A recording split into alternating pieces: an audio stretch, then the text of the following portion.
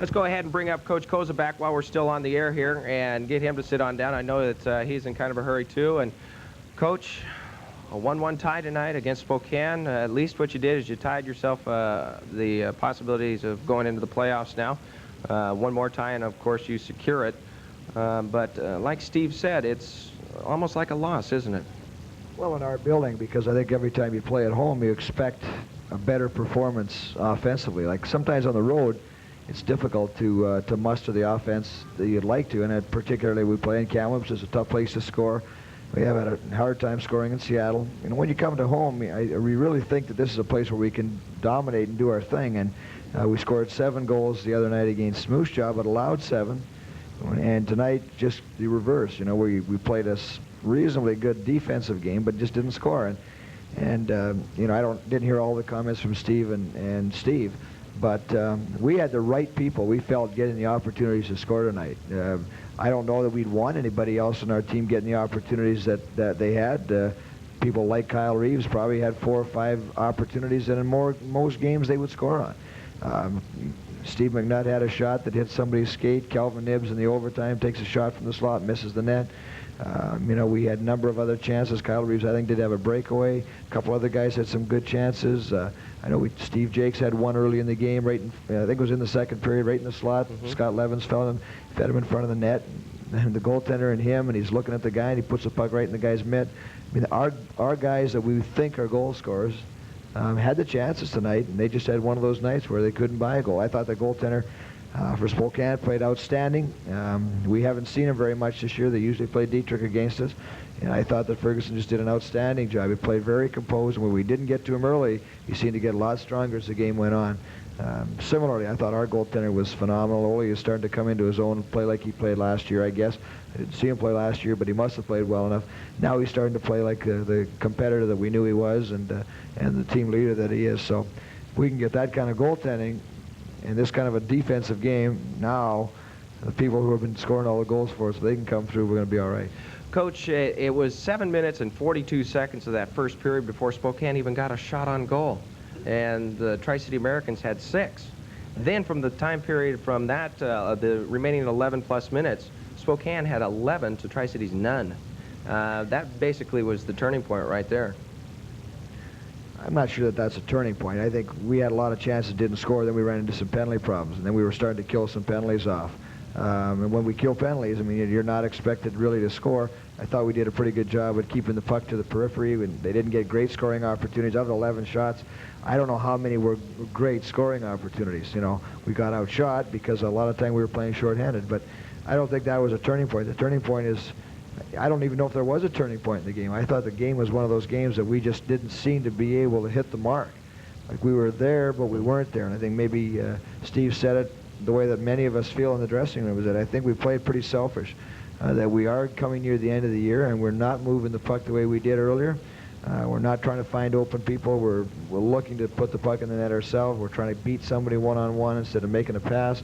And we're passing when we should shoot. We should think. I mean, there's many things that are maybe not typical of the way we've been playing lately that happened tonight, and we have to improve. I mean, we've got a long season yet ahead of us, and we've got a lot of games that we have to win, and we have some objectives that we have to reach here.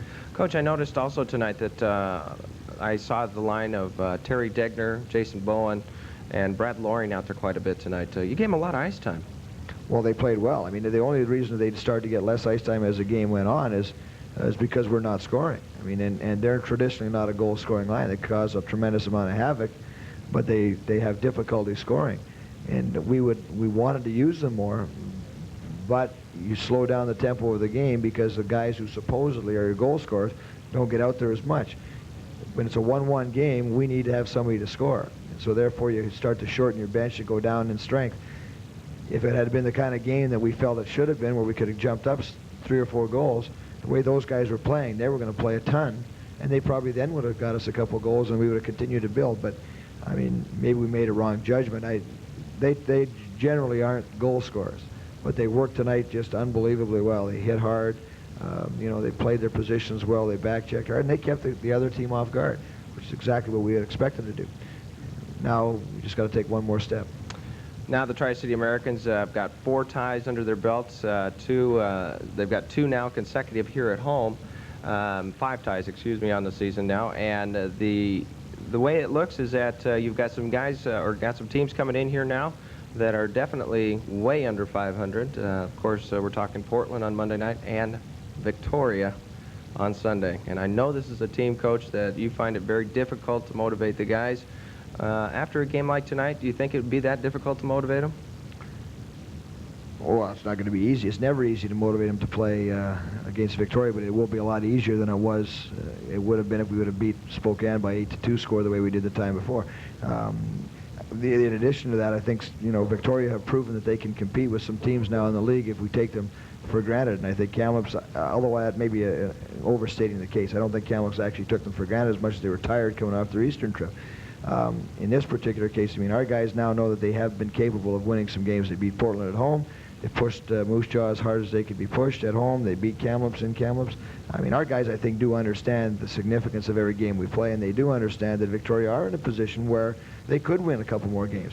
And they really have nothing to lose in their season. I mean, it really doesn't matter what they do. So there's no pressure on them whatsoever. There's no pressure on any of the players.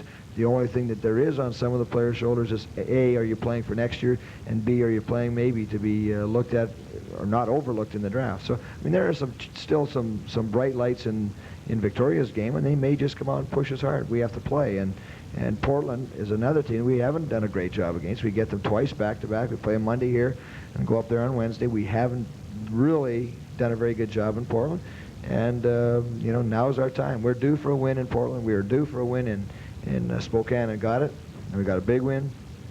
We're due for one in Seattle, and we only have one more game to get that. And we desperately need a win in Portland. All right. Well, quickly, Tom, do you have a comment? Due for a win in Kennewick right now, I think, Coach. A week ago, we were beating Lethbridge, and we were talking streak. Are we slumping now? I'd say we're not playing as well, for sure, as we played at that point in time. And the other thing is sometimes you can get a little carried away in your assessment of what's a streak and what's a slump. When Lethbridge come in here, they lose 2 games on their road trip. They're not playing great. Maybe they're slumping, and we catch them at a weak moment. I don't think we played so tremendous in that game that we should have scored 8 goals on them. But, maybe you catch them at a time when they're not exactly at peak performance. All right, quickly, we got time for maybe one question over there. Why hasn't Trevor Rinkers played in such a long time? Trevor hasn't been with us for quite some time. He's now back. He left about 3 or 4 weeks ago, and he just came back 2 days ago. And Trevor is he's a little bit out of shape, I would imagine, from not being on the ice for as long as he's been off of it. And then probably would see him back in the lineup, say, another couple of games. He's not in great condition, and so what he has to do is he has to get himself in playing condition. And although tonight we played 2 guys short, we get a couple of guys back in our lineup here very soon, and our roster isn't at about 1 or 2 guys over what you can play every game. So now we're in a position where A, he has to get himself in a position where he can play, and B, in a position where he can compete with the rest of the guys in our squad. And that competition right now at this time of the year is the best thing for us. We need some internal competition to make some of the guys strive to play a little better. All right, Coach, we'll let it end right there. I know that you've got a booster club fundraiser that you've got to attend, and we'll let you get going on that. And we'll go ahead and wrap it up here tonight from the Founders Club. Once again, the final score, the Tri-City Americans won and the Spokane Chiefs won. For Kirk Williamson, Coach, and Tom Lathan over here, I'm Tony Ott. Thanks once again for listening, and good night.